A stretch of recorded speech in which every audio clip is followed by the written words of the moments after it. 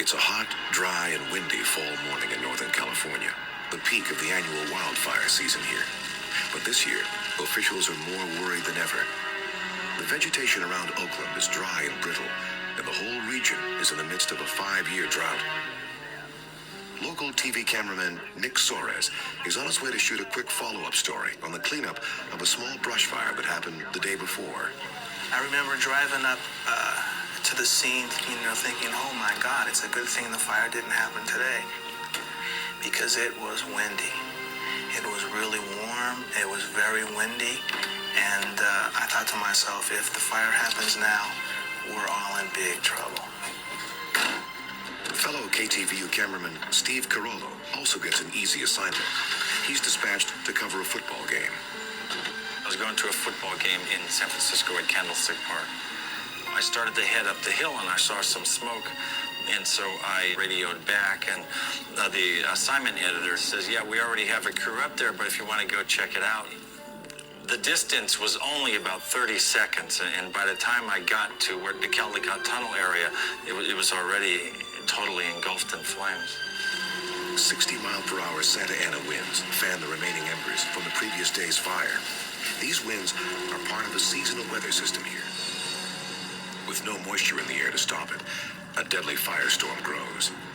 20-foot flames leap down the hillside, claiming building after building. In 10 minutes, it has reached the bottom where Steve Carollo is now shooting. I photographed a lot of fires, but this seemed like a monster.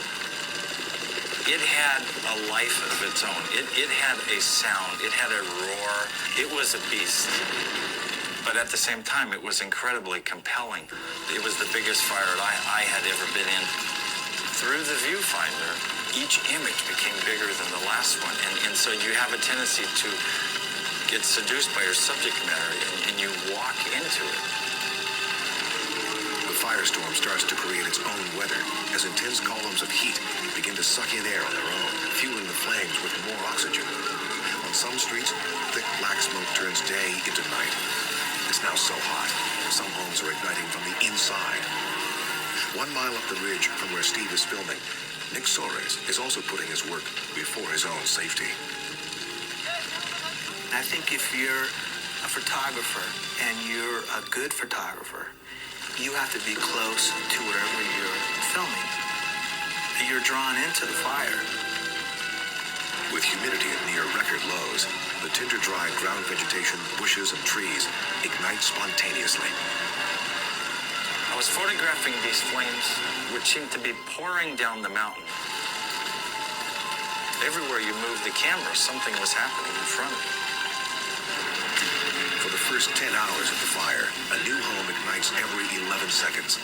Oakland's Assistant Fire Chief, Donald Parker, can barely believe his eyes. No one ever thought that we would ever have a fire that would go across an 8-lane freeway. Nick and Steve were too close. They stayed too long. Should have gotten out of there. But, neither one of those guys are the type that would do it. Within hours, firefighters run low on water. Local homeowners have used up most of it trying to hose down their houses. With the swirling winds adding more fuel to the flames, there is little the firefighters can do to stop it. Steve keeps filming as crews shift their focus to evacuating people.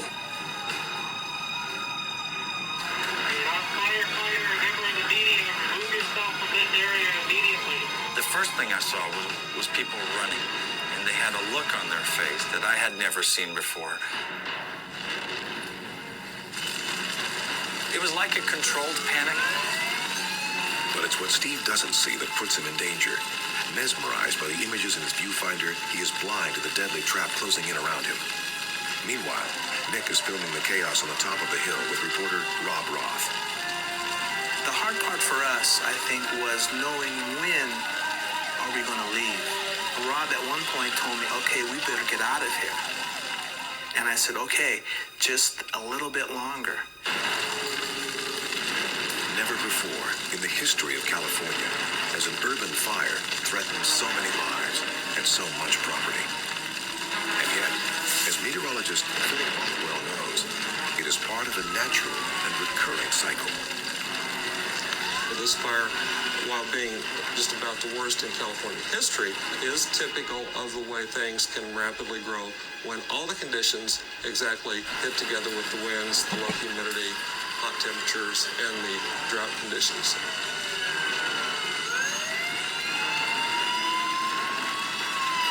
Despite live power lines and equipment exploding around him, Nick's only thinking of one thing: capturing this remarkable event on tape. And then I got what I wanted to get, and I turned to Rob, and he said, "What are we going to do?" And I looked at him like, what's he talking about? What are we going to do? We're just going to leave. And then it finally came to me that there was nowhere to go. After more than 30 minutes of filming in the intense heat and smog at the bottom of the hill, Steve becomes disoriented. At that point, it's the first time that I actually took the camera off my shoulders and looked around, and I had no idea where I was. That's when both Steve and Nick realize it's time to get out. The fire is escalating. Firefighters from as far away as Oregon are called in to help battle the inferno. One of the men in charge is East Bay Fire Chief Joe Rubini. The fire was almost mechanical. It was so loud, it sounded like a locomotive. It had like a personality. I noticed there were no leaves, no litter on the road. It was all being sucked into the fire. Besides the scale and speed of the fire, Joe and his men have a new problem. The fire has jumped way past you and is moving. Would you release any resources? Get down here. Let's get reorganized. The streets at the top of the hill are too narrow for some of the trucks, and that's slowing down evacuations. Further down the hill, Steve Carollo keeps filming as he retreats until he gets struck in the face by a scorching hot ember. I'm trying to hold the shot, but at the same time, I open my left eye every once in a while just to see what's going on around me, and that's how I got burned when I opened my eye. With the flames now closing in, Nick realizes there's only one way out. The flames parted, and then this fire truck drove straight towards us. Finally, it came to me, okay, it's time to leave. So we went down to the road, and the firefighters started yelling at us, "You guys better get on now." Now injured and without the use of one eye, Steve is stranded in the middle of the fire. Right at my feet was a fire hose. So I figured, follow the fire hose. You're either going to run into a firefighter or you're going to run into a fire truck. Either way, you might be somewhat protected. His instincts prove right.